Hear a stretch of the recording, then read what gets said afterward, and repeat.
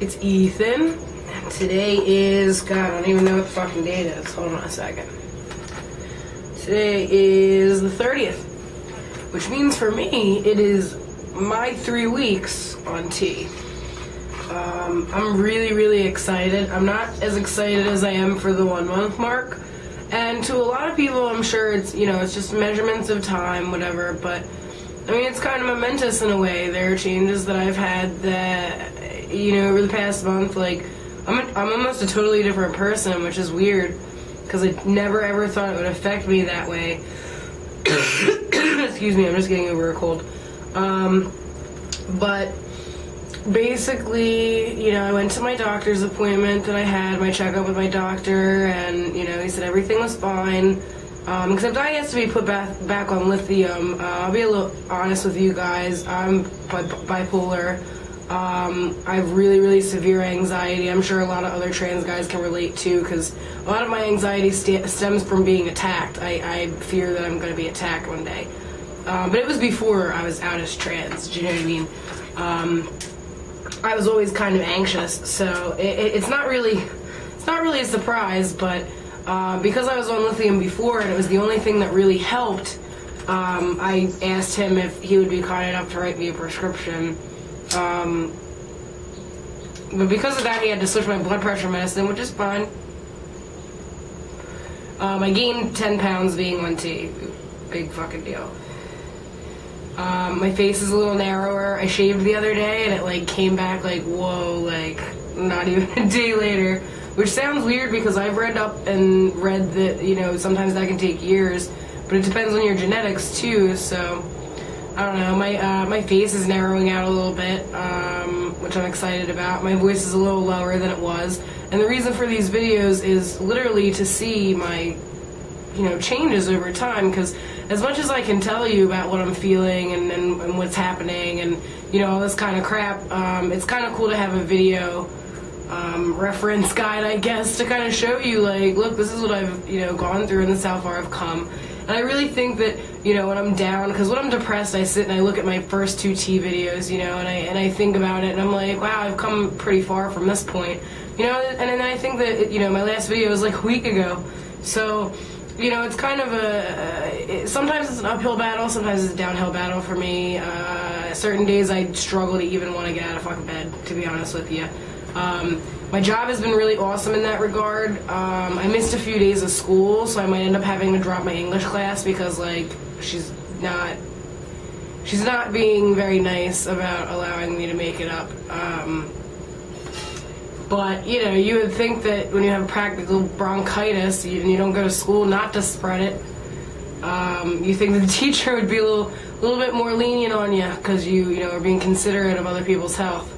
But in any case, yeah, the lithium is working pretty good. I mean, I know they say it takes a couple weeks, but like I said, I was on it before, so, I mean, I know, how it's supposed to affect me, and it doesn't numb me out or make me zombie-esque like a lot of people were afraid that it would do again, but, I think it's because I'm at a different point in my life.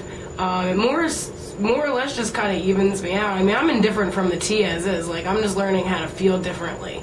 It's a really weird experience because, I was talking to my friend Jack on Facebook last night, and he said to me that, he said that he was very heartfelt, pre-transition, and he said that, it kind of went away and it made him really sad, but then he realized that it didn't go away, it's just expressed differently, I guess, Couple things I wanted to mention. Dudes are fucking gross in the bathroom, okay? I don't know if anybody else noticed this, or, I mean, it's a pretty obvious thing, but dudes are pretty fucking raunchy in the bathroom, and the social aspect of going to the bathroom in a men's room is very different than a woman's room. Girls like to chit-chat and stuff, Guys just kind of go in there and are like, sup, and, that's, pretty much the most that happens if you even do end up saying sup to, somebody. I really just try and ignore people. I try and not to sound like snotty, but I just kind of be like, yep, I'm coming in here to piss and go, okay.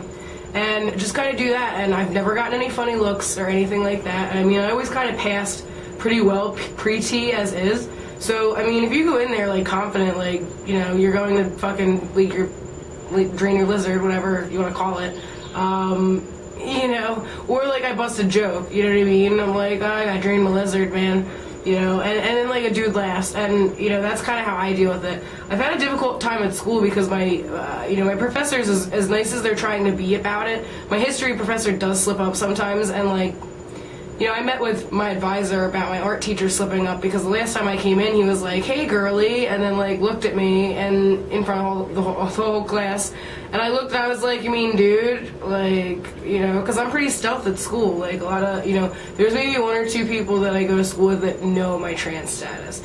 Everybody else just thinks I'm a dude, which is, it makes me much more comfortable. I mean, a lot of people are against being stealth in certain ways, but I don't see it like that. I kind of see it like, I'm trying to save my ass so I don't get my ass kicked, because you never know who's going to be ignorant and try and start some shit.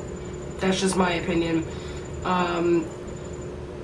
But I had to talk to my advisor about my art teacher, though, because of that slip-up, because of the, you know, it wasn't even a pronoun slip-up or a name slip-up, it was like, he was, you know, identifying me with a gender I don't identify with, and neither do my classmates know that I did at one point, you know. Which is fine. I mean, like, eventually I will tell a couple of my good friends from art class, but I mean, when the time's right, it's nobody's fucking business, you know what I mean? On the bright hand side, I met a chick, met a lovely lady, and, you know, we started as friends and started talking and stuff like that. And I was stealth to her until, you know, she told me something rather, you know, rather deep. So I kind of felt the need to be like, hey, well, while we're at the deep spot, let me tell you something. And I told her, and she was totally cool with it. And, you know, we're dating now, which I'm really excited. Like 3 days ago, I asked her to be my girlfriend, so that's pretty cool. Which I'm happy about because she's a really cool girl. Very, very, very cool. She's awesome. I'm not going to say too much about it on here because just, I don't know, I like to keep people's private things private, you know, but I really like Kristen a lot, and she's, you know, quite the feminist. Very, very anti-chivalry, which is very hard for me because I'm a very old-fashioned guy. I love opening doors, holding chairs, you know, like stuff like that. Like, I was just raised that way, you know what I mean? I don't even think of it as chivalry. She thinks it's a fancy word for sexism, which makes me laugh, you know, because at times I do feel that that is what it is. But at the same time, I also feel like, well, I was just kind of raised this way to be, you know, this is how you treat a lady, you know. But, you know, we're doing really well, except her family that she's told about my trans status is like, she's a little overwhelmed with people being not too okay with it. Like she said, it would be a lot easier if she just came out as gay. And I said, right, but I mean, you're not in a gay relationship, so that's not valid. And I also told her, like, how I identify is not anybody's business, even your family's, you know, not to sound like a dick, but, you know, at the end of the day, it's me and her, and it's not me and her family. And I mean, you know, like, her mom likes me, I think, you know, at least I could hope. Her mom doesn't really get it, but, you know, I just feel bad that she has to deal with the same shit that I deal with. But in any case, everything's going rather well, minus those few little things, you know what I mean? Nothing really else that's going on, so I'm gonna end the video, but... Oh, I wanted to add, when you do your T-shot, please to God keep in mind exactly what the doctor told you if they do not show you how to do it.